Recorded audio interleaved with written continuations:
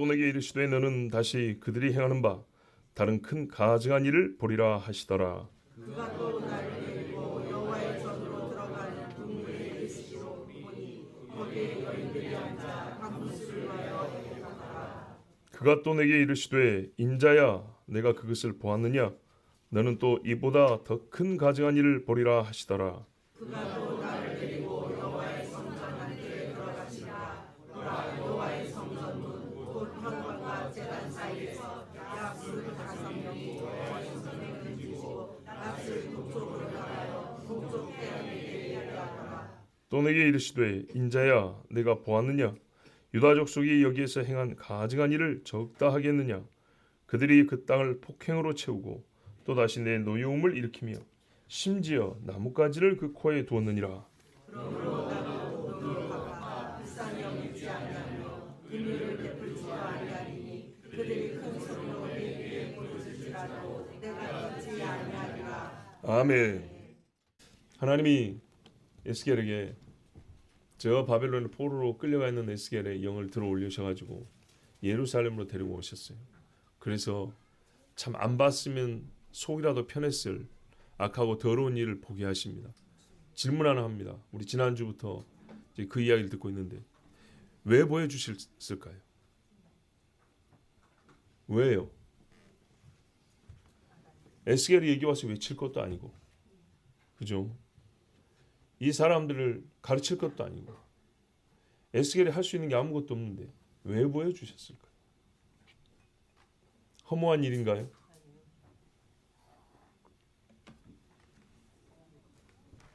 여러분 예루살렘에 보다시피 성전입니다. 이게. 예루살렘 이스라엘 중 유다 유다 중 예루살렘 예루살렘 중 예루살렘 성전에 모인 사람이면 우리말로 예배 좀 할 줄 아는 사람들 아니겠어요? 그런 사람들이 이렇게 가증하고 더러운 일을 행한다면 나머지 사람들이야 볼 것 있습니까? 나머지 사람들은 어떠하리 하면 여러분 이들은 훨씬 더 깨끗하고 정결하고 하나님 앞에 말씀에 순종하는 사람이라고 자신할 수 있습니까? 그랬으면 안 망했겠죠. 이스라엘과 유다가 망할 수밖에 없는 하나님의 판단의 공의로움을 알려주십니다. 또한 다른 사람은 그 동네에 살면서 늘 보는 건데도 아무도 회개하지 않습니다. 이사야를 통해서도 하나님 말씀했습니다. 큰 거리를 달리면서 5명만 찾아보라 그랬어요. 여러분 소돔에서 10명인데 예루살렘에서 5명이 얼마나 창피한 이야기입니까? 의를 말하고 정직을 구하고 하나님 앞에 간구하는 자들 5명만 데리고 와보라. 없어요. 예루살렘에 없어요. 오죽했으면 바벨론에 있는 사람을 데리고 왔겠어요. 끌려간 자 중에 오히려 더 의로운 자가 있고요. 끌려간 자 중에 오히려 이 땅을 위하여 우는 자가 있어요. 예루살렘 성문이 불타고 깨졌다 했을 때 누가 울었습니까? 페르시아의 느헤미야가 울었습니다. 느헤미야는 예루살렘에서 태어난 사람도 아니라니까요. 이게 유다가 망할 때 불탄 게 아니고 먼저 포로에서 해방되어 간 사람들이 새로 짓는다고 하다가 방해하는 자들이 와가지고 불태워버린 거라고요. 그 소식을 느헤미야가 들었어요. 바벨론도 망하고 페르시아라니까요. 페르시아 아닥사스다 왕 앞에서 술관원장이었던 느헤미야가 나이로 볼 때 페르시아 시대 아니면 바벨론 시대의 말기에 태어난 사람이란 말이에요. 예루살렘에서 태어난 사람이 아니라고요.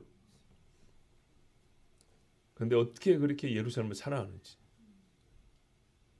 이방 사람들이 예루살렘에서 태어나고 살아서가 아니라 말세 주님 오실 때 나도 예루살렘 가겠다 했어요. 왜?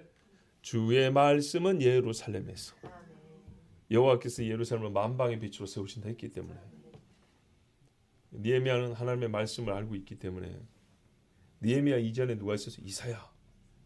이사야 말씀을 읽었으면 여러분 동방의 박사들이라는 사람들 그 점술가들도 성경을 읽고 저 구약 성경 민수기의 별을 읽고 왔는데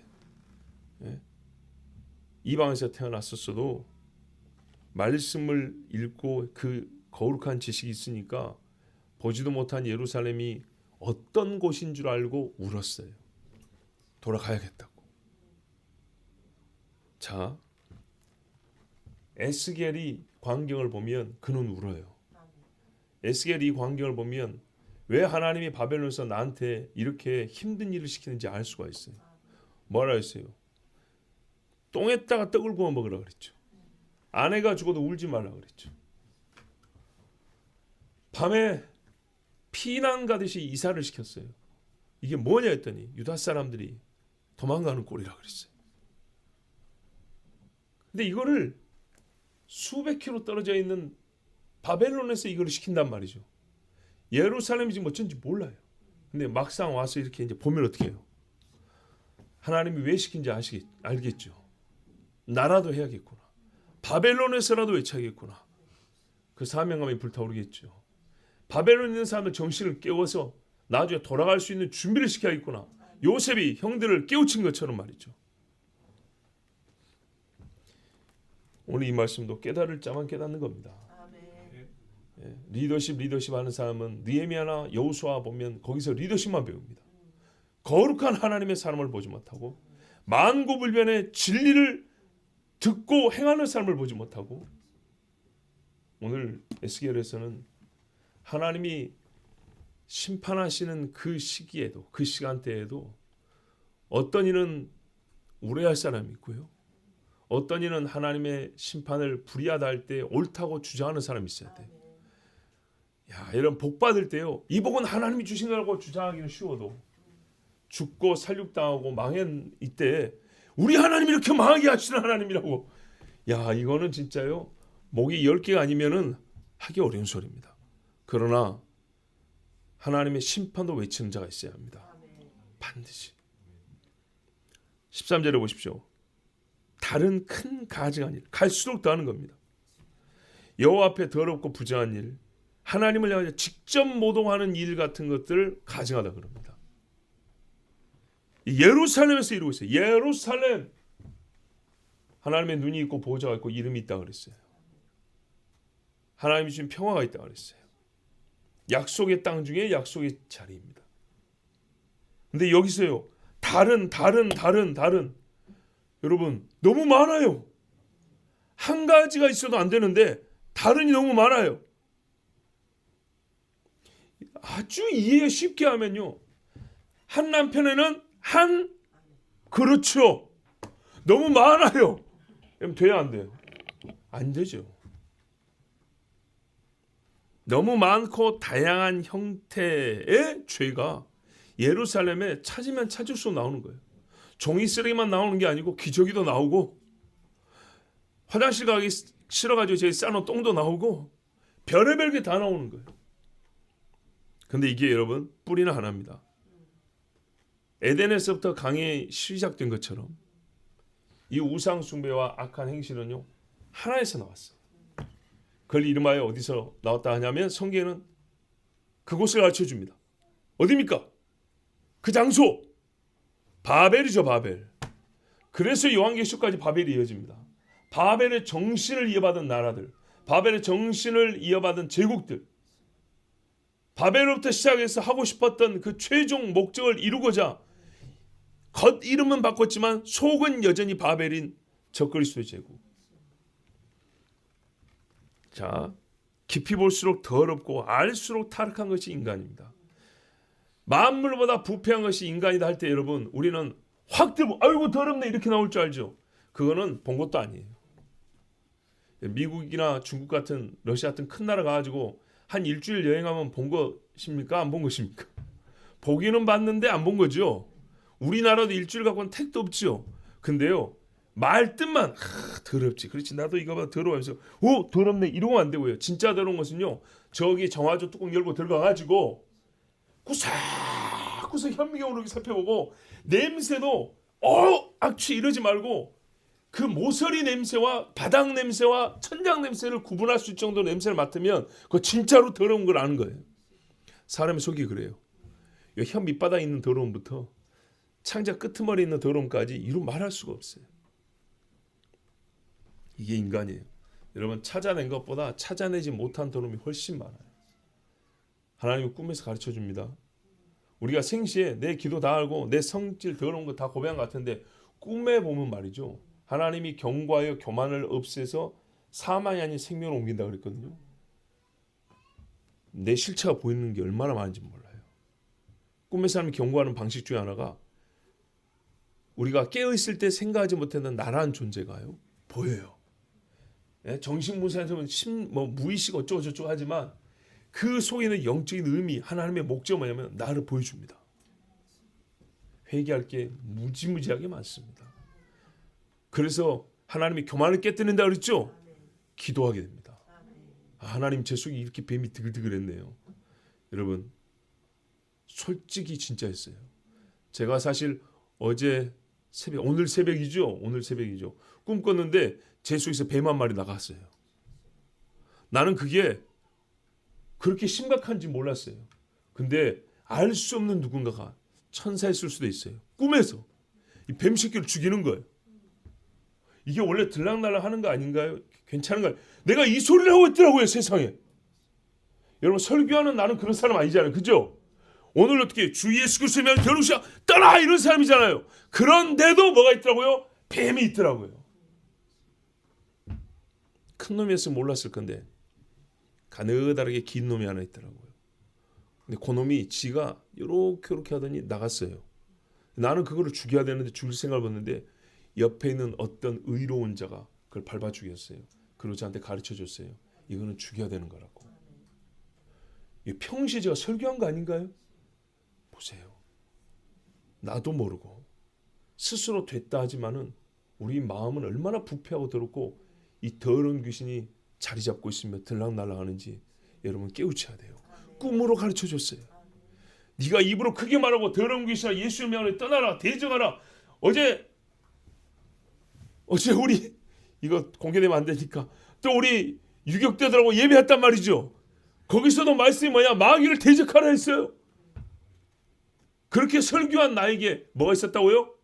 이 마귀 새끼 더러운 게 있었다고 말이에요. 만물보다 부패한 것이 사람의 마음이라. 예, 볼수록 더러워요. 그래서 하나님이 계속 가르쳐 주는 거예요. 네가 설교했다고 깨끗한 줄 알지. 네가 기도했다고 다 된 줄 알지. 어림도 없는 소리. 끄집어내면 끄집어낼수록 더러운 것이 계속해서 나와요. 뱀 새끼가 여기 숨어있던 거 나오고 저기 숨어있던 거 나오고 저기 또라이 틀었던 거 나오고 위장했던 놈 나오고 계속 나와요. 여러분 예루살렘 성전에서 장소로 옮기는 곳마다 더러운 것이 있어요. 예스겔도 예루살렘 살았던 사람입니다. 이 사람 제사장 아닙니까? 당시에는 못 봤던 것들이에요.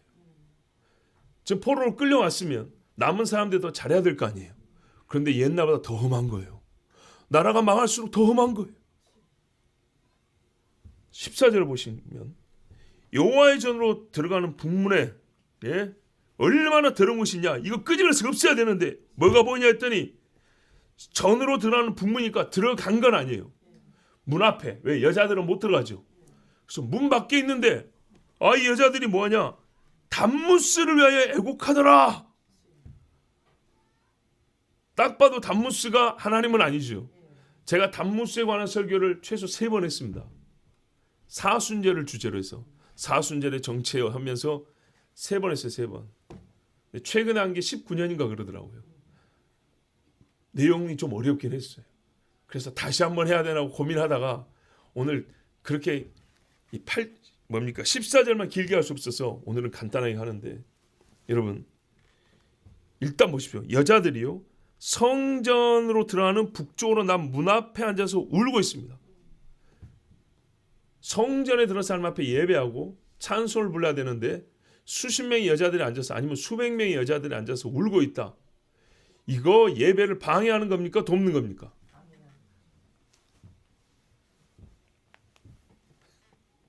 그러니까요. 왜 여기에 와 울고 있죠? 한번 생각을 해보세요. 왜 우는데 예배당 앞에 와서 울고 있냐고요. 들어와서 기도하는 것도 아니고 밖에서 엉엉 울고 있는 거예요. 사람 죽은 것처럼. 예, 맞아요. 이 담무스가 죽었거든요.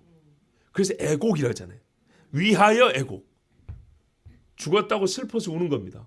하면서 우는 거예요. 이게 왜 성전 문 앞에서 해야 될 일이냐 이 말이죠. 이 자체 문제가 심각하죠. 성전하고 아무 상관없는 일.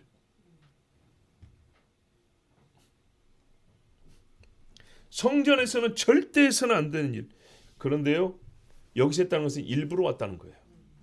자기 집에서 하지, 아니면 한 여자 집에서 하지, 마당 넓은 집에서 하면 될 거 아니에요. 그죠? 여러분, 산에 가다 보면요, 절이 있어요. 제가 어떤 절을 몇 년 동안 살펴봤는데, 몇 년 전에 보니까 한겨울에 밖에서요, 밖에 대리석 바닥이 있어요. 한 2층쯤에 지붕이죠. 거기 방석을 깔아놨어요. 거기 아줌마들이 평일에도 와가지고 빌어요. 기도하고. 우리가 교회 자주 온다고 불편할 게 없어요. 산에 가보세요. 절에 매일매일 얼마나 많은 사람이 왔다 하는가 보세요. 셔틀버스가 다니고 절 앞에 한번 프랭카드 붙여놨어요. 무엇을 위한 며칠 기도, 무엇을 위한 며칠 법회, 무엇을 위한 무슨 뭐 해가지고 쉴 날이 없어요. 쉴 날이. 새벽에 산에 가보세요. 벌써 내려온 아줌마들이 있어요. 산 중턱에 있는 산에 절에 가가지고 새벽 기도하고 온 거예요. 그 사람들은. 예수 편하게 믿는 줄 아세요. 진짜. 예. 근데 말입니다. 그 추운데 야외에다 방석을 깔아놨더라니까요. 조금 개선한다고. 예? 그들의 신도들이 춥잖아요. 산에 얼마나 추운데요, 여러분. 온도가 여기보다 그냥 몇 도 떨어지는데 춥잖아요. 그래서 한다고 해놓은 게 뭐냐? 보일러를 깔아놨으면 좋겠죠. 아니요, 방석을 의자로만 바꿔놨어요. 스펀지 의자로 바꿔놓고 위에 천장 덮어놓으면 좋죠. 천장을 얼마나 잘 해놨는지 줄을 몇 가닥 달아놨어요. 그 줄에 뭐야, 바람개비 같은 거 이런 거 있죠. 아니면 등 같은 거. 예, 막힌 천장이 아니고 장식을 해놨어요. 그게 다예요. 근데 그 추운데 산에서 거기서 수십 명의 불교 신도들이 와가지고 거기서 기도한다니까요. 향을 얼마나 피워대는가. 100m 밖에 향 냄새가 나요. 이런 식. 집사님 맞죠? 그렇게 하죠. 보세요. 예? 야, 그러니까 왜 거기까지 오죠? 종교적 의미가 있으니까 오는 거죠. 여러분, 왜 여기까지 오셨죠? 예? 하나님 앞에 예배하기 위해서 온 거죠. 그럼 이 여자들 왜 여기 왔을까요? 단무스를 위하여 애곡하는데 이 장소가 좋았기 때문이죠. 근데 원래 이 장소는 단무스의 전입니까? 아니죠. 하나님의 전이죠. 그럼 왜 여기서 우는 것이 단무스를 위하여가 될까요? 하나님을 방해하는 것이 단무스를 위하는 것이고, 하나님 집을 뺏어갖고 단무스에서 주면, 단무스에게 주면 단무스를 위하는 것이죠. 굳이 왜 여기 와서 우냐 이 말이죠. 불교에는 절에 가서 울고 그리스도에는 성전 와서 하나님 앞에 우는 것인데 왜 단무스를 믿는 사람들이 성전에 왔냐 이 말이죠.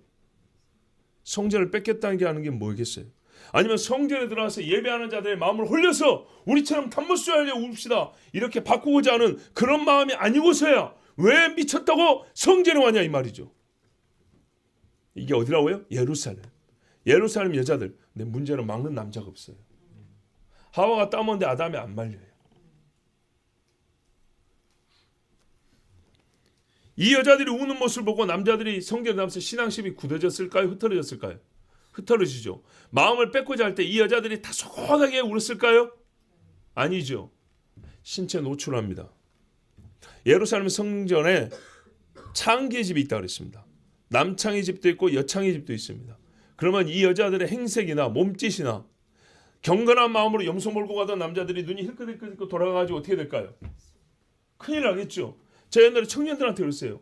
교회 가려고 버스를 탔는데 항상 그 버스 그 시간대에 타는데 유독 그 버스에 이쁜 여자들이 10명 20명씩 탄다. 야시시해가지고 맨날 그 버스다. 그러면 교회 갈 때 웬만하면 그 시간대를 피하면 좋은데 쉽게 피해지겠냐 아니면 은근히 그 버스 타려고 하겠냐. 자, 그거 타고 와가지고 교회 와서 예배 드릴 때 이게 막 돌아가냐 안 돌아가냐. 그러죠. 아니 여자들이 수백 명이 모여가지고 막 가슴 풀어 헤치고 막 화장은 진하게 한 데다가 막 춤도 추지 막 그러면서 난리를 피고 있는데 거기 경건한 남자랍시고 들어가다가 이렇게 보고 저렇게 보고 소리 듣고 하면 하나님 앞에 예배가 될까요? 들어가다 죄 짓겠죠. 그러니까 단무스를 위하여가 되는 겁니다. 여러분 단무스가 누구냐? 번역에 따라 여러분 탄무스, 두무지. 이방 신화에 보면 두무지라고 많이 나옵니다. 단무지 아닙니다. 네. 이 사람 누구냐? 옛날에 설교했는데도 여러분 기억은 잘 안 날 겁니다. 그래서 오늘은 나중에 한 번 더 하더라도 간단히 말하면 근본적으로 니무롯입니다. 니무롯. 세상에 유명한 신이라고 한 것들 반신반수 또는 반신반이라고 하는 신을 대적했던 하나님을 대적했던 니무롯의 모방 또는 각색된 캐릭터들입니다. 자, 헤라클레스 있죠? 불을 가지고 온 자. 예, 불이라는 건 지혜거든요. 신의 대제에서 인간에게 지혜를 주었다. 이런 식입니다. 중국의 반고라고 있습니다. 문화의 영웅이라고 부른다고 몇 번 말씀드렸죠. 자, 하여튼 니무롯입니다. 모든 사탄 숭배자들, 사탄의 미혹에 빠진 자들은요, 인류 역사상 가장 하나님을 크게 대제했던 니무롯을 숭상합니다. 원초적 마육신입니다. 종말의 마육신이 적그리스도라면 원형적 마육신은 니무롯입니다. 사탄도 마지막 적그리스도가 나타나기 전까지 마육신의 대표적 인물을 하나 세워가지고 끊임없이 인류를 미혹하고 하나님을 대적하는데 그 리더가 필요할 거 아니에요. 그 리더로 삼은 사람, 머리, 우리에게 아담이 있었던 것처럼 이 마육신 니무롯이 모든 사탄 숭배자와 우상 숭배자들의 원형입니다. 물론 아담이 사탄의 말을 들었죠. 예, 그렇게 보면 아담이라고 말해도 괜찮은데 보다 더 직접적이고 강력하게 전 세계를 끌고 하나님을 대적하여 탑을 쌓아 하늘 꼭대기에 닿지하는 바로 이 사탄의 마음, 내가 북극성 위에 내 자리를 틀리라 했던 이 사탄의 마음을 가진 자 니무롯입니다. 그 사람의 이름이 각 동네마다 다른데 여기 동방에서 나온 이름이 바로 담무스, 두무지라는 사람입니다. 바벨론 신입니다, 한마디로. 근데 이 사람이 어떤 사람이냐? 니무롯이죠. 얘를 사람들이 숭상하니까 죽었기를 바라요, 살기를 바라요. 살기를 바라죠. 그리고 나중에 예수님 오시면 부활하죠. 항상 그랬죠. 늑대소년식으로 한다고. 미리 예수님이 하실 것을 비슷하게 해가지고 예수님 왔을 때 그거 전에 있었던 건데 이런 식으로 못 믿게 한다고. 이 사람이요 죽었다 살아납니다. 부활이죠. 그런데 부활은 아닙니다. 재생, 환생입니다. 새끼로 다시 태어납니다. 아기로. 환생교리. 불교에서 나온 게 아니고 힌두교에서 나온 게 아니고 니무롯에 나온 겁니다. 간단히 말씀드립니다. 니무롯은요 1년에 반은 살고 반은 죽어있는 신이라고 합니다.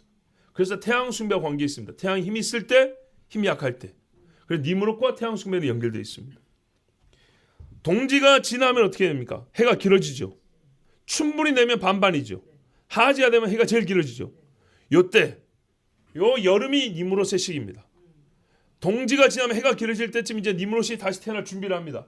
춘불이 되면 이제 반반이 되죠. 춘불이 지나면 해가 더 길어지죠. 환생을 하는 겁니다. 가을 때 추수 끝나면요. 땅이 죽는 것처럼 해가 힘이 약해진 것처럼 니무롯이 죽습니다. 죽으면 어디 갈까요? 지옥. 하데스라고 합니다. 하데스. 헬라의 지옥의 신이죠. 하데스. 거기 갔다 나옵니다. 이 바벨론 신화에서는요. 여신이 있죠. 아스타롯. 니무롯의 부인인 세미라미스를 신격화한 게 아스타롯. 아스돗. 이 아스타롯의 아들이면서 남편이며 남매지간입니다. 더럽죠. 헬라나 동방이나 더럽게는 똑같아요. 왜 그럴 수밖에 없냐? 보세요. 니무롯의 동생인데 남매지간인데 결혼을 해버렸어요. 그러면 남편과 아내죠. 근데 니무롯이 죽었어요. 환생을 했는데 세미라미스의 아들로 태어났어요. 그럼 아들이죠. 이렇게 되는 거예요. 이게 니무롯입니다. 진짜 더럽고 역겨운데 여기서 나오는 게 뭐냐면 재생교리, 환생교리라는 겁니다. 이게 온갖 신화에 다 들어가 있습니다. 그래서 불교도 아기를 안고 있다니까요. 시리아와 가나안에 들어와서 제가 이제 이 바벨론 어디가 동쪽으로 동쪽으로 해서 가나안에 들어갔고 남쪽으로 해서 바다 건너 이집트로 아프리카 이집트로 해서 지중해 로마로 갔다 그랬죠. 그래서 헬라 세계 그럼 세계화 됐다 그랬죠. 자, 시리아와 가나안에서는요. 무지하게 이 동방종에 성행했는데 이름이 뭐 바알로 바뀌었다가 헬라로 들어가면 아도니스라고 합니다. 아도니스 미소년입니다. 요즘에 미소년들이 엄청 많죠. 걔들의 원형이 이 아도니스라는 헬라신입니다. 아프리카로 가면 이집트에 가면 오시리스라고 있어요. 유명한 게 이집트의 오시리스입니다. 요 오시리스, 아도니스, 담무스 똑같은 놈들입니다. 여자들도 똑같아요. 세미라미스, 아프로디테, 디프로디테, 예? 걔하고 또 뭐냐, 아스돈, 아세라 똑같습니다. 이 아도니스는 미소년인데 말이에요. 시리아 왕 테이아스 또는 구브로 왕 키니라스와 그의 딸 사이에, 아비와 딸 사이에 태어난 불륜의 씨입니다. 헬라 신화에 따르면 아버지하고 딸이 난 자식이 바로 요 아도니스입니다. 근데 이 아도니스가 잘생겼다 그랬죠. 그랬더니 헬라 여신은 아프로디테가 사랑을 한 거예요. 빠져가지고. 야, 그런데 시기한 아레스, 전쟁의 신 아레스. 여러분 무슨 막 그 운동 경기장 아레스라고 짓고 막 그러죠. 특히 뭡니까 그 아이스 경기 할 때. 예. 아레나라 그랬던가 거기는. 하여튼 얘가 성질 나서 멧돼지로 시켜가지고 이렇게 멧돼지로 변해갖고 물어 죽여버렸어요. 니무롯이 멧돼지 물어 죽였다는 말이 있어요. 번개 맞아 떨어졌고 멧돼지가 뜯어버렸다. 이게 내려오는 이야기예요. 그래서 어떻게 해요? 전 세계 돼지머리 갖다가 왜? 니무롯의 원수잖아요. 그래서 돼지머리를 잘라서 바친다고요. 돼지머리가 그래 나오는 거라고요. 유럽에도 있어요. 돼지머리 제사. 한국에만 있는 게 아니고. 자, 멧돼지를 갖고 아도니스를 물어뜯어 죽여버렸어요. 그러면 피가 났겠죠. 여기서 알랑가 모르겠네. 아네모네 꽃이 피었답니다.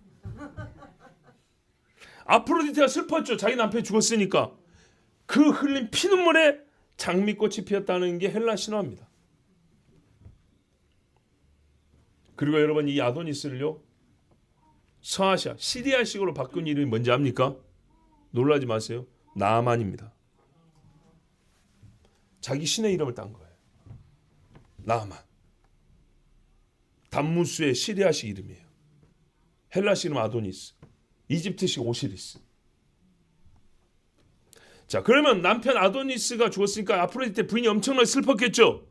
우리 아들들은 뭐하냐? 잘 들어라. 막 슬펐어요. 그래서 지하세계의 신들에게 막 울었어요. 슬피 울었어요. 이 여자들처럼 살려달라고, 돌려달라고, 아도니스 곧 담무스를 돌려달라고 막 울었어요. 그랬더니 지하세계의 신들이 감동을 해가지고 반년은 그러면 보내줄게 이렇게 나온 거예요. 아프로디테하고 반년 동안 땅에서 살아라 그랬어요. 근데 문제는 뭐냐면 이 남자가 잘생겼다 그랬죠. 지하에 여신이 있어요. 지옥의 여신 페르세포네. 얘가 또 반해버렸네. 안 줘. 예? 나는 못 보내. 보내. 이라고 또 싸워요.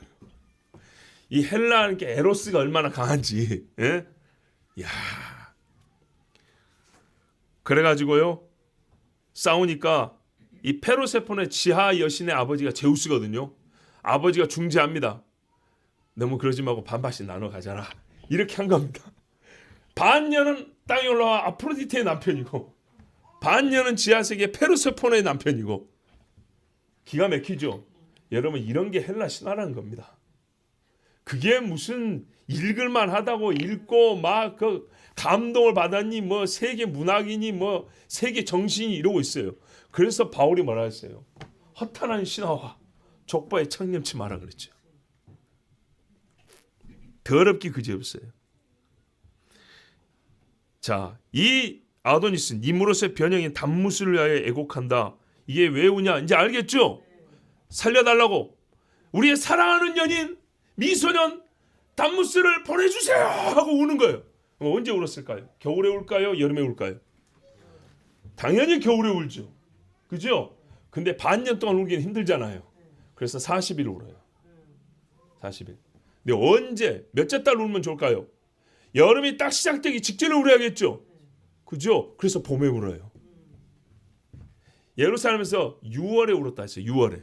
내려오는 6월. 그러면 이스라엘식 6월은 언제입니까? 나팔 불 때 1년 시작이죠. 나팔절에 1년 시작. 우리 원력으로 하면 9월 말쯤 됩니다. 보통 나팔절이 9월 말, 뭐 늦으면 10월 초. 자, 9월 말 잡고 1월, 10월 말, 2월, 11월 말, 3월, 12월 말, 그죠? 4월, 1월 말, 5월, 2월 말, 3월, 6월 말 이렇게 되죠. 3월쯤 우는 거예요. 그러면 충분히 지나가죠. 예, 충분히 지나면 해가 길어지죠. 그래서 충분히 지나갈 때까지 해가 가운데에서 긴 쪽으로 넘어올 때까지 울어요. 40일 동안. 그 때가 가까우니까 우는 거예요. 1년 내내 울지 않고 해가 길어지기 직전부터 해가 길어질 때까지 딱 울어. 그럼 어떻게 해요? 오셨네 이렇게 되는 거죠. 다시 살아났네. 춘분 후 첫째 썬데이를 부활절로 삼았더라. 부활절이 여기서 온 거예요. 그래서 틀렸다는 거예요. 뭔 말인지 아시겠죠? 성경의 원력과 달라요. 근데 우리가 어쩔 수 없이 우리 선조 조상님들이 알지 못하고 정해놓은 거니까 따라가는 거예요. 할 수 없이. 엄밀히 말하면 이교 신화를 접목시킨 로마 카톨릭식 그거를 따라가는 거예요. 모르고. 이 40일. 그래서 사순절 하면 하는데 성경이 없는 거라고 제가 여러 번 말씀드렸어요. 제가 미얀마에 가면 불교 40일 사순절 있다고 말씀드렸죠. 있어요. 여러분 더 길게 말씀은 안 드립니다. 오늘 여기까지 하는데 이제 2절 단무스에 대한 예는 오늘 뭐 더 길게 할 수 없어요. 여기까지만 하는데 이스라엘의 당시 우상 숭배가 얼마나 지독했는지 한번 봐보세요. 여러분 성전 문 앞에 와서 단무스요 하면서 여자들이 옷을 풀어헤치면서 예배 들어가는 남자들 유혹해가면서 왜 같이 하자고. 당신이 나의 단무스가 되어달라고. 이런 식의 행동을 하는 게 예루살렘이라고요. 근데 때는 어느 때입니까? 예루살렘이 망하기 직전이란 말이에요. 교회가 쓰러지기 직전인데도 정신을 못 차리고 어디 가니까 교회를 부흥시킬 방법이 있다던데. 어디가 요즘 사람들이 뭘 좋아해서 그걸 하면은 사람들이 좀 온다던데. 여러분 사람들이 와요. 이 여자들 구경하려고 예배 들어온 게 아니라 남자들이 여자들 구경하려고 말은 예배 들어 갔다 올게 기도하러 갔다 올게 하면서 이 여자들 구경하러 들어간다고요. 40일 동안 얼마나 구경거리가 좋은지. 농담인가요? 신천지에서 미인계 쓴다면서요. 15절 보십시오. 그가 또 내게 이르시되 인자야 그것을 보았느냐. 에스겔의 속이 무너집니다. 너는 또 이보다 더 큰 가증한 일을 보라. 이거보다 더 큰 일? 와 이거 어떻게 감당하라고. 16절 보니까 여호와의 성전 안뜰 이제 성전 안으로 들어갔어요. 주님 여기는 더러우면 안 되잖아요. 여기는 가져가면 안 되잖아요. 근데 여기에 더 크다 그랬어요. 여러분 성전도 이렇게 더러워집니다. 교회는 들어오기 얼마나 쉽습니까? 예루살렘 성전은 들어가고 싶다 아무나 들어가는 데가 아니에요. 여호와의 성전 문 곧 현관과 제단 사이 이 장소가 굉장히 중요합니다. 약 25명이 여호와의 성전을 등지고 이것도 중요한 말이죠. 낯을 동쪽으로 향하여 하나님께는 주의 낯을 우리에게로 비추시옵소서 하면서 자기들 낯은 동쪽에 태양에게 예배하더라. 야 이것도 동방 건데 80년 전에 일본이 이거 했죠. 90년 전에 동방 요배. 해 뜰 때 애들 학교에 출근이 아니고 뭐죠? 등교하고 전부 다 세워놓고 동쪽에 나서 엎드려 절하게 했죠. 해입니다. 해. 일본 국기가 해 아닙니까?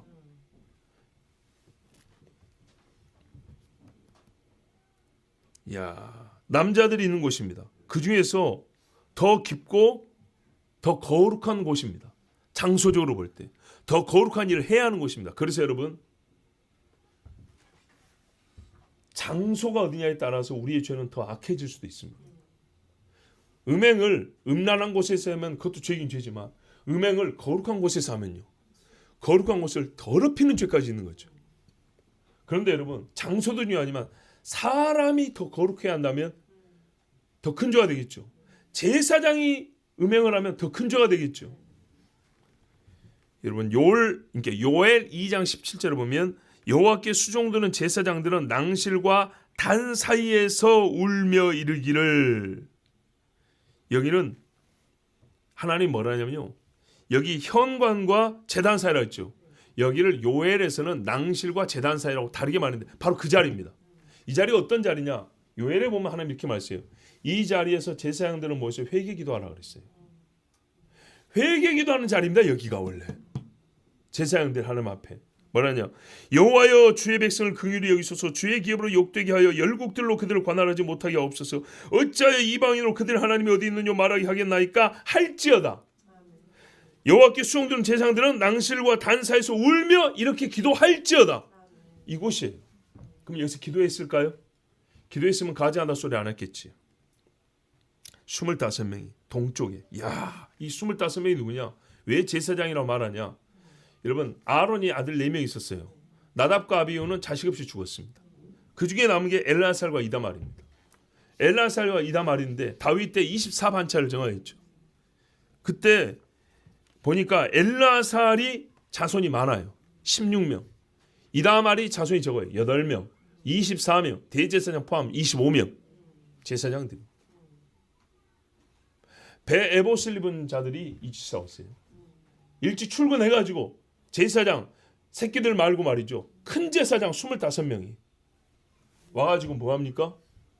딱 도열해가지고 큰 대제사장 맨 앞에 서가지고 해 뜰 때 엎드려 절하고 있더라 이 말입니다. 밖에서는 단무지요 이러고 있고, 근데 안 말렸죠. 여기는 태양 숭배하죠. 태양과 단무지가 사실 일치한다 그 말이죠. 성전이 언제부터 태양 숭배하는 집이 되고 단무지를 위한 집이 되어버렸습니까? 신명기에 말씀했습니다. 4장 19절에 또 두렵건대. 여러분 10계명 주시고 하나님이 어떤 형상도 만들지 말아 했죠. 그러면서 주신 말씀이 또 두렵건대. 하나님이 겁나는 게 아니고요. 너희가 이 짓을 해서 망할까 봐. 내가 하늘을 향하여 눈을 들어 1월 성신, 해, 달, 별들 곧 하늘 위의 군중, 성경이 보면 하늘의 무리, 군대 이렇게도 표현했죠. 너희 하나님 여호와께서 천하 만민을 위하여 분정하신 것을 보고, 분정하다. 이게 뭔 말이냐? 나누어 주셨다는 거예요. 천하 만민들에게 삶에 유익하도록, 시간 개념을 갖고 살 수 있도록 절기를 하나님의 절기를 달로 정했다 그랬죠. 그래서 원래 원력 그런다고요. 원력, 달력, 한글과 한자를 같이 달력, 원력 이렇게 한다고. 그래서 그것을 보고 하나님의 뜻을 깨달으라고 했는데, 하나님이 징조와 그랬죠. 창세기도 그랬거늘 그걸 뭐예요? 미혹하여 그것에 경배하며 섬길까 하노라. 이게 하나님이 두렵다고 한 이야기인데 이 일을 하고 있는 거죠.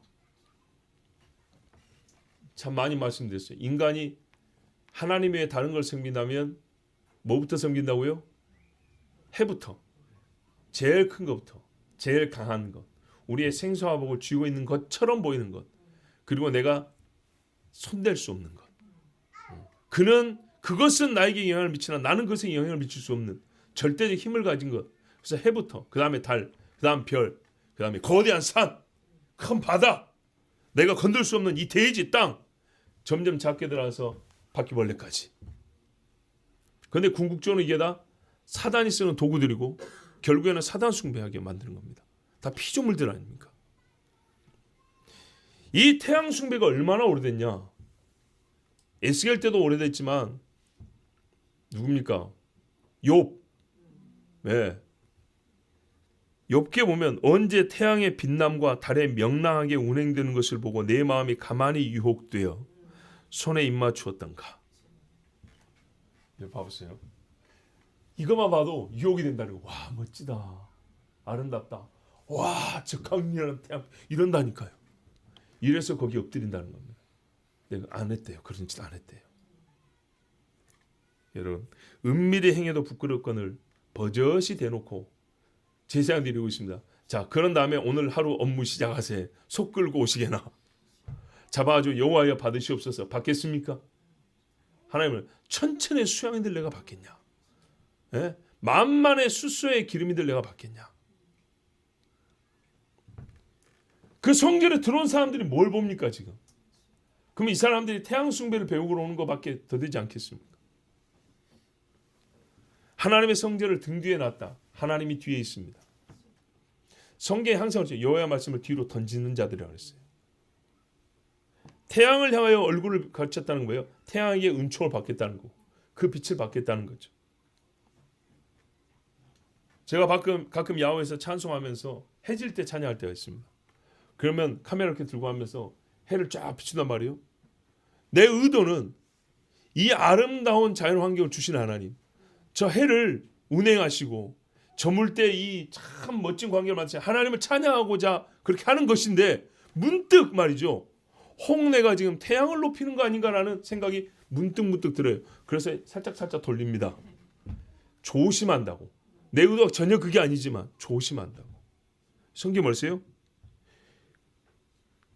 태양의 빛남과 달의 명랑함에 가만히 내 마음이 유혹될까, 이랬어요. 여러분, 뉴에이지 운동가들이라고 했죠. 새 시대를 연다고. 이 사람들이 제일 좋아하는 게 뭡니까? 태양이죠. 태양. 더우면 피고 빛으로 태양을 좋아하는데, 그래서 그들이 스스로 뭐라고 부르는지 아세요? 빛의 자녀들이라고 부릅니다. 자기들을 빛의 자녀들이라고 그래요. 보세요. 마귀는 하나님 것을 그대로 뺏기를 원해요. 그 영혼을 그대로 가져를 원해요. 그래서 그 전에도 그런 게 있었지만 결정타를 때린 영화가 있다 했어요. 2010년에 개봉한 아바타. 아바타라는 소위 생명나무.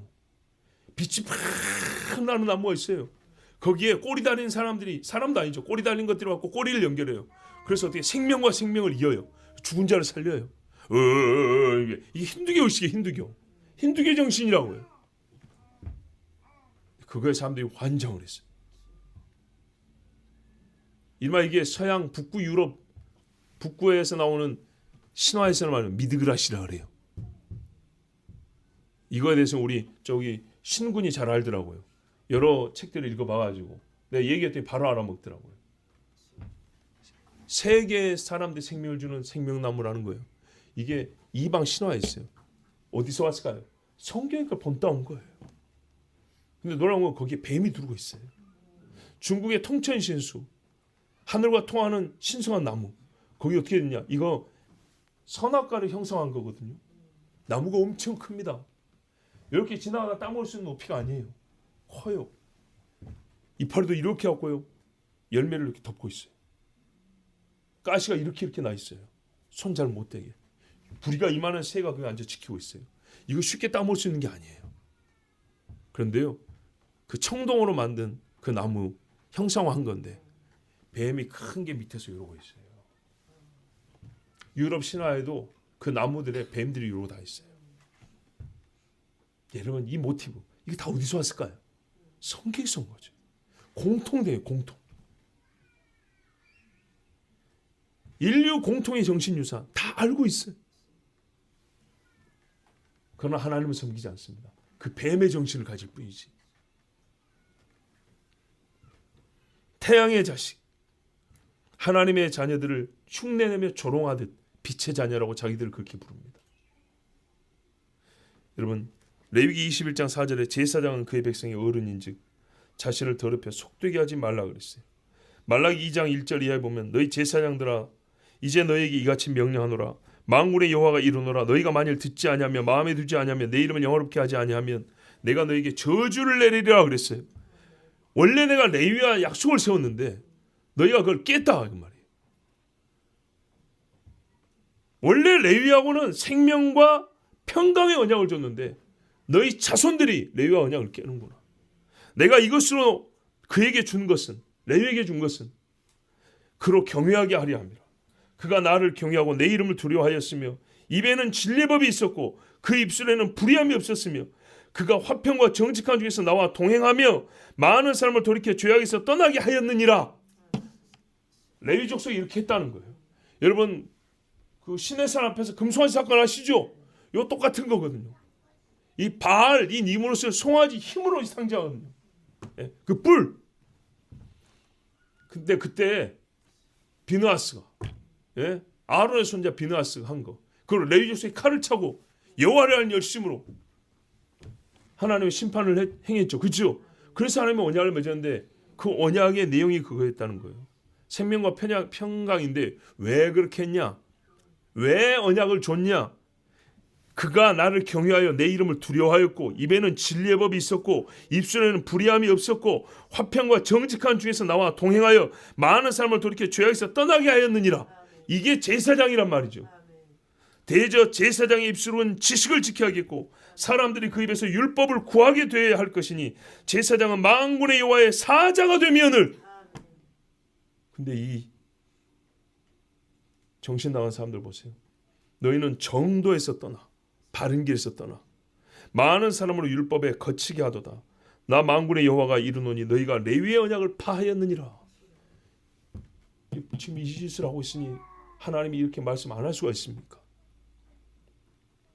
여러분, 절대 해서는 안 되는 일을 절대 있어서는 안 되는 장소에서 결코 하면 안 되는 사람이 해버리면 이거는 여러분 최악의 죄입니다.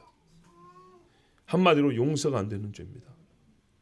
17절 또 내가 내게 이르시되 인자야 네가 보았느냐. 자, 증인입니다. 유다 족속이 여기에서 행한 가증한 일을 적다 하겠느냐. 여러분, 적다 할 수 있습니까?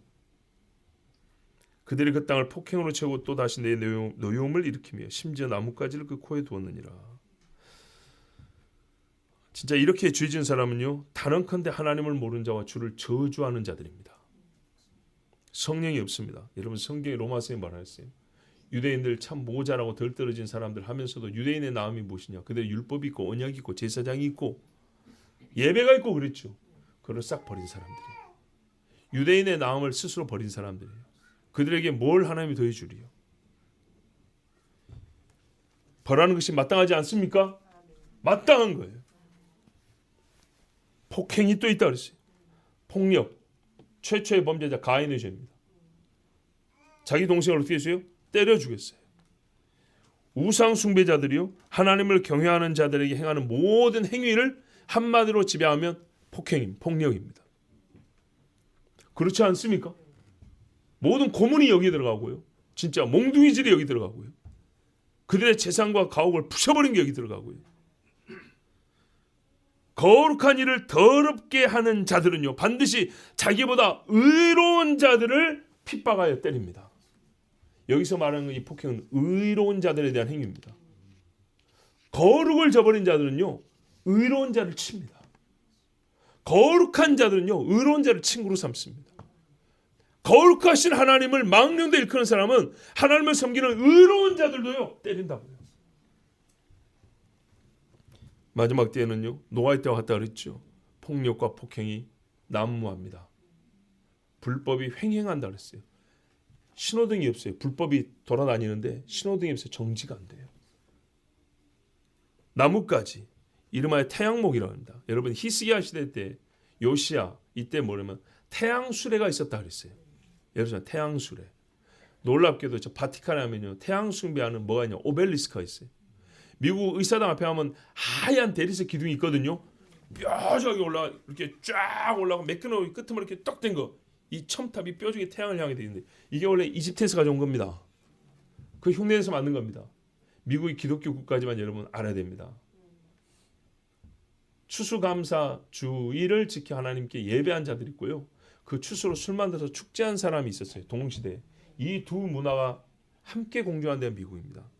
가장 세속적이면서 가장 끈질기게 신앙을 지키는 데가 미국입니다. 희한하죠.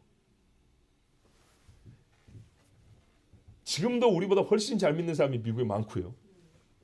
세상의 못된 것들의 샘물 같은 오물을 뿜어내는 것이 미국입니다. 또 취할 걸 잘 봐야 됩니다. 어떤 사람이 내가 미국에서 배웠는데 하면서 요 똥물을 가져올 수도 있습니다.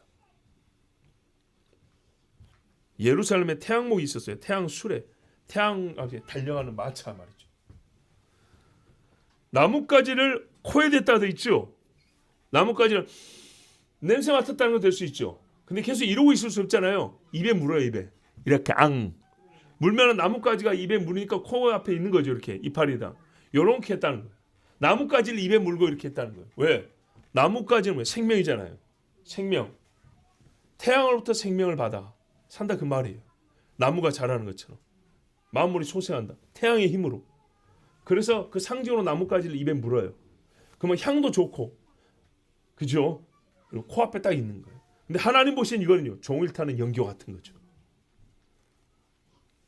그래서 태양을 높이는 겁니다. 태양이 생명을 줘서 우리가 이렇게 만물이 살아나고 그 표로 나뭇가지를, 여러분 곡식단 한 단 꺾어서 하나님께 바치는 것처럼 나뭇가지 하나 꺾어서 태양 앞에, 이게 태양 당신 겁니다, 이런 거예요.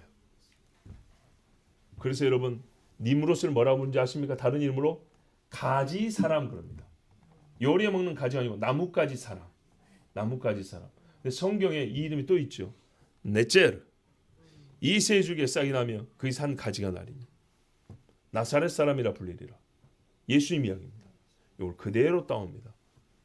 그래서 가지 사람이라고 합니다. 그래서 나무로 뭘 맙니다. 이게 이제 가지가 굵어서 통나무도 나옵니다. 그래서 불을 피워놓고 거기에 애들 뛰당기면서 나뭇가지 흔들면서 이 짓을 합니다.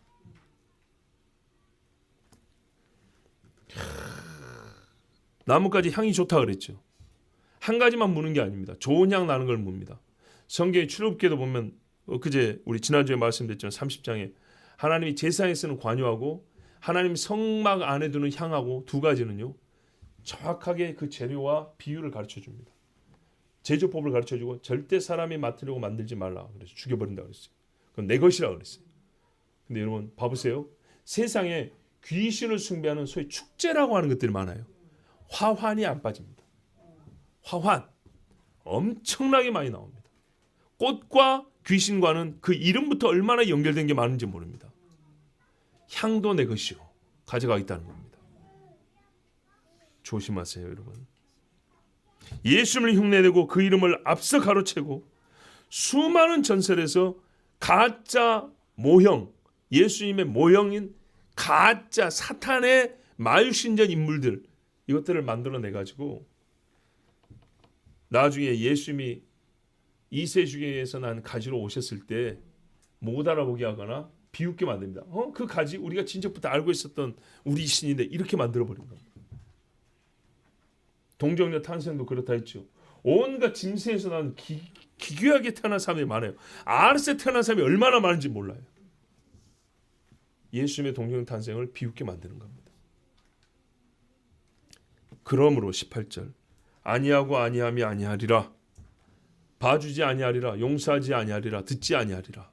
끝난 겁니다. 진노 외에 긍휼이 없습니다. 심판 외에 용서가 없습니다. 폭행에 폭행으로 갚는 것이 하나님의 공입니다. 데살로니가 후서에 뭐라 했어요? 내 이름을 위하여 수고한 너희는 안식으로 갚고, 그렇죠?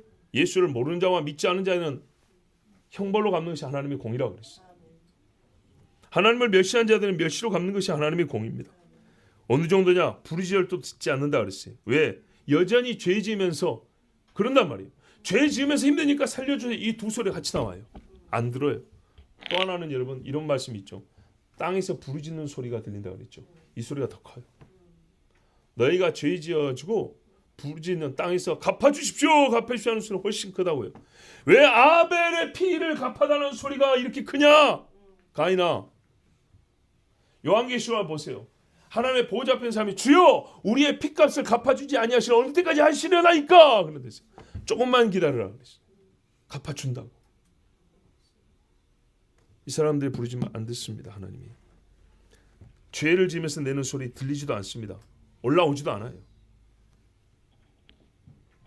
근데 너희 죄악의 소리 이미 들어버렸고 그 들어버린 것에 대해서 내가 확실하게 갚아준다 그랬어요. 불쌍히 여기지 아니하리라, 긍휼도 베푸지 아니하리라, 듣지 아니하리라. 여러분 이 엄청나고 무서운 선언을 절대 잊으면 안 됩니다. 긍휼의 하나님이고 인자한 하나님이지만 에서는 회개할 기회를 얻지 못했다 했어요. 실제로 놀라운 게 뭔지 압니까? 약속의 언약 이스마엘과 이삭, 에서와 야곱이죠. 그런데요, 이스마엘이라는 이름 아직 남아 있어도 에서라는 이름은 없어요. 저 아랍 국가 중에 우리는 에서의 후손이요 들어봤어요? 이스마엘 후손은 들어봐도 에서의 후손이라는 데는 없어요. 잡족들이 많이 있었지만 블레셋이라고 아직 팔레스타인을 부르는 데는 있어도요, 아말렉은 없어요. 하나님이 대적하여 없애버린다 했어요. 놀랍습니다. 창세에 보면 이스마엘에 대해서는요 복이 좀 있어요. 그도 큰 민족을 이룰 것이고 12족장 나오죠. 이스마엘. 그런데 에서는 없다니까요. 에서 밑에는 없어요. 오바댜 에돔 족속의 멸망을 한 장으로 정리를 해버렸어요. 무섭습니다. 회개의 시간이 종료되고요. 비오니 해봐야 하나님이 안 들을 때가 있습니다. 주님 예수님의 십자가 보혈로 저희 죄를 씻어서 예수님 이야기 아무리 읊어대도 하나님 말하면 그거 진실하지 않다. 안 듣습니다. 여러분 생각해 보세요. 홍수가 진짜 일어났어요. 홍수가 딱 일어나 버렸어요. 땅이 갈라집니다. 땅이 찢어집니다. 지금도 태평양 대서양에 보면 땅이 갈라진 흉터가 남아 있어요. 저 높은 산에 하면 바닷물이 고여 있어요. 사람들이요 그 땅 속으로 떨어져 지옥으로 떨어지는 걸 고라자손이 나중에 겪는 것처럼 그게 보이고요. 노아의 방주에 창문이 있었잖아요. 물론 닫아놨겠지만 소리만 들어도 혹 누가 열어봤다라면 얼마나 비참한 광경입니까? 수압이 땅에서 올라오는 물이요. 이야, 세상의 온천 다 모아도 안 되죠. 예? 수백 킬로씩 찢어가면서 물이 올라오는데 땅에 있던 건물들이 그대로 통째로 들려 올려지고 산산조각이 나버리고 하늘에서 1mm의 간격도씩 물이 진짜 빈틈없이 물이 쏟아지는데 지금 아무리 비가 와도 수위 바닷물 수위는 1mm도 안 올라가잖아요. 1cm도 안 올라가요. 그런데요 땅을 덮을 정도의 물이면 얼마나 많이 쏟아지고 쏟아 올라왔는지. 여러분 그때 사람들이 어디로 갔을까요? 방주로 달려갔겠죠. 달려갈 수 있는 사람 달려갔겠죠. 문 열립니까 안 엽니까? 안 열립니다. 안에 있는 8 식구들 진짜 얼마나 슬픔의 눈물과 고통의 소리도 들리지만 본인도 얼마나 힘들었겠어요. 내 친구가 부는 소리가 있어요. 아들들 이름이 뭐죠? 노아의 아들들? 부른다고요. 야베 나 누구야 하고 부른다고요. 그 집 며느리 사돈 집에서 와가지고 딸 이름 부른다고요. 열려요 안 열려요? 안 열린다고. 얼마나 살려달라고 소리쳤겠어요. 여러분 세월에서 빠져 죽은 사람들 봤죠? 얼마나 무섭습니까? 저도 실제로 어릴 때 여기선 타고 겨울에 가다가 어선이 큰 어선이 출항하러 가는 중에 파도와 이게 겹치면서 배가 흔들리잖아요. 밖에서 아마 오줌 누고 있었는 모양이에요.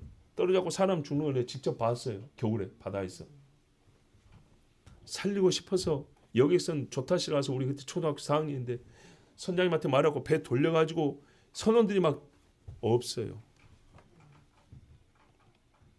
대학교 다닐 때는 학교 호수에서 빠져준 시신건지 봤어요. 그 옆에서 술 먹고 같이 놀던 여자친구가요. 울고불고 난립니다.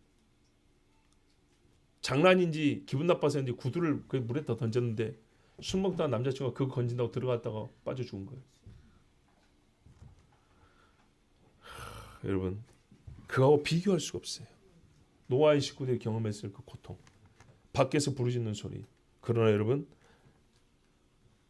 하나님이 닫아버린 방주의 문은 열리지 않았어요.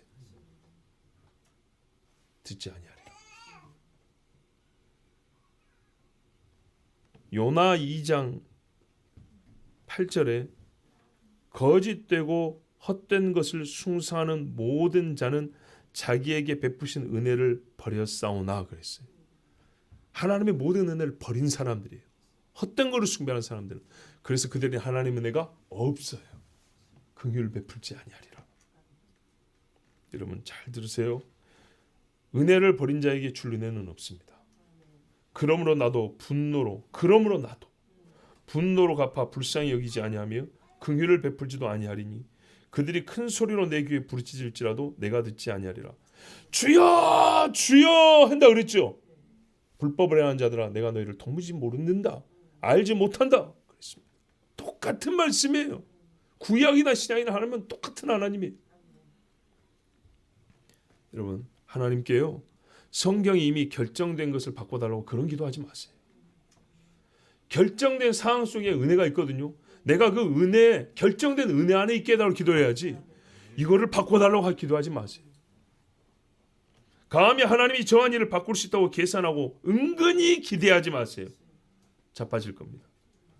하나님께서 그리 하겠다고 정하고 약속까지 하신 일을 하나님 스스로 어기고 파괴해달라고 그렇게 요구하지 마세요. 하나님은 자기를 부정할 수 없습니다. 절대 그런 일이 일어나지 않습니다. 오늘 말씀 그대로 행하십니다. 잠언 1장에 지혜의 말씀이라고 그랬죠. 처세술도 아니요, 공부 잘해가지고 IQ 높이고 점수 몇 점 올리는 말씀 아니라고 그랬어요. 잠언은 왜 지혜라고 하냐? 생명을 얻게 하기 때문에 지혜라고 그랬어요. 잠언 1장 이렇게 말합니다. 24절 이하에 어떤 이가 생명을 잃고 지혜가 없냐? 내가 부를지라도 너희가 듣기 싫어하였고 내가 손을 펼지라도 돌아보는 자가 없었고 도리어 나의 모든 교훈을 멸시하며 나의 책망을 받지 아니하였은즉 너희가 재앙을 만날 때에 내가 웃을 것이며 너희에게 두려움이 임할 때에 내가 비웃으리라. 너희의 두려움이 광풍같이 임하겠고 너희의 재앙이 폭풍같이 이르겠고. 잠언에 이런 말씀 있어요? 이거 꼭 선지자가 예언하는 것 같지 않습니까? 잠언에는 그냥 잘 읽으면 막 받아쓰기 하기 좋고 읽으면 괜히 막 읽는 순간 막 IQ가 일씩 올라가는 것 같고 그런 말씀 있는 거 아닌가요? 아니에요. 그때 너희가 나를 부르리라. 그래도 내가 대답지 아니하겠고 부지런히 나를 찾으리라. 그래도 나를 만나지 못하리니. 오늘 말씀이네요. 대저 너희가 지식을 미워하며 여호와 경외하기를 즐거워하지 아니하며 나의 교훈을 받지 아니하고 나의 모든 책망을 업신 여겼습니다. 그러므로 자기 행위의 열매를 먹으며 자기 꾀에 배부르리라. 아멘. 이게 잠언 1장이 선언한 거예요. 1장이. 그래서 뒤에 가서 뭐라래요? 살기 위하여 내가 주노니 아들아 애비의 말을 잘 들으라. 이렇게 가르치는 거예요. 그러므로 여러분 지금 기회가 있을 때 우리는요 예배당 앞에 있는 그런 것도 버려야 됩니다. 이 속에 들어있는 구석구석지에 들어있는 음란하고 가정은 또 버려야 합니다. 내 마음속에. 제 고백이죠. 더러운 귀신을 예수님으로 대적하고 쫓으라고 설교한 나에게 뱀새끼가 있더라. 하나님이 그걸 보여주시더라. 꿈으로 보여줘 교만하지 아니하게 하고 사망에 이르지 아니하게 하시더라. 얼마나 감사한지. 여러분 지금 버리십시오. 거룩한 곳에서는 거룩한 일을 하는 겁니다. 하나님께 깊게 가까이 나가서 더 성결화되는 겁니다. 기회가 있을 때 죄는 회개하시고 시간 있을 때 몸을 깨끗하게 하시고 지금 들을 수 있을 때 말씀을 듣고 또 주께서 지금 듣는다고 하실 때 기도하셔야 합니다. 때가 늦은 다음에 큰 소리를 외치면서 하나님을 찾지 말고 깨끗한 행실을 들고 주님 앞에 나가 정직한 목소리, 늦은 때에 큰 목소리로 승부 보려고 하지 말고 지금 이때에 정직한 목소리로 하나님을 찾아 부르십시오. 이것이 하나님의 말씀입니다. 오늘 이 시간 우리 함께 기도합니다. 하나님께서 오늘 우리를 사랑하셔서 말씀을 주셨습니다. 이 세대 속에 경건한 자가 되게 하시며 노아의 방주에 탄 그 식구들과 같이 세상의 포악함과 가증함을 따르지 아니하고 순전하고 깨끗한 마음으로 주를 섬기는 자들이 되게 하시려고 우리를 겸손하여 생명에 이르게 하시려고 말씀을 주셨사오니 왜 에스겔에게 보여주셨는가 하는 것과 같이 왜 오늘 우리에게 이 말씀을 듣게 하셨는가? 오늘 우리가 기도할 수 있기 때문에 이 말씀을 들은 우리는 변화될 수 있기 때문에 하나님 앞에 더 성결하여 주님께 더 가까이 나갈 수 있기 때문에 주셨습니다. 알고 울 수 있는 자에게 보여주셨고 기도할 수 있는 에스겔에게 보여주신 것처럼 오늘 주님 앞에 기도할 수 있는 우리에게 들려주셨사오니 주여 우리가 들은 본 에스겔과 같이 하나님 앞에 간구하며 이 세대의 죄사함을 하여 기도하며 우리의 성결함을 하여 힘쓰는 하나님의 자녀들 되게 하여 주시옵소서. 주여 머무르 기도합니다. 주여 하나님 아버지 나는 더럽고 교만한 자 주여 날마다 주의 말씀을 듣게 하시며 매일 주의 말씀이 실제 것을 경험하게 하시고 아직 이루어지지 않았으나 장차 이 말씀이 다 성취될 것을 믿게 하심을 감사합니다.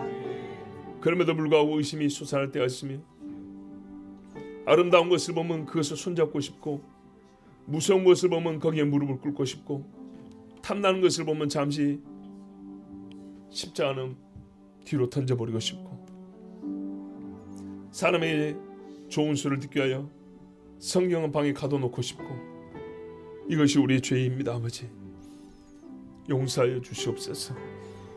사람에게 좋은 평판을 못 들어도 하나님께 칭찬 듣는 자가 되게 하여 주시고 마귀를 대적으로 삼고 하나님을 친구로 삼게 하여 주시고 주를 위하여 세상에 가진 폭력은 다 당할지어도 자기를 부인하여 자기 생명을 미워하여 영생을 얻는 하나님의 자녀들이 되게 하옵소서. 거룩하면 더욱 거룩해야 되는데 거룩한 장소일수록 부정하고 거룩해야 할 사람일수록 가증하니 이것이 오늘날 우리의 삶이요 우리 자신입니다. 주여 용서하여 주시옵소서. 이 땅의 교회와 목회자들과 주님 앞에 기름 부음 세움 받았다는 수많은 죄 종들을 성결하게 하여 주시옵소서. 지금은 부를 수 있습니다. 지금은 아버지 앞에 울 수 있습니다. 지금 아버지 앞에 나와 무릎 꿇고 잡아갈 수 있습니다. 지금 그렇게 하게 하옵소서. 교회들의 재단이 성결해지고 교회 문도 깨끗하게 하여 주시고 교회가 있는 터도 정결하여서 거룩한 씨앗들이 뿌려지고 성결한 열매가 맺게 하여 주시옵소서. 오 주여, 오늘도 말씀하심에 감사합니다. 주의 자녀들을 살리심을 감사합니다.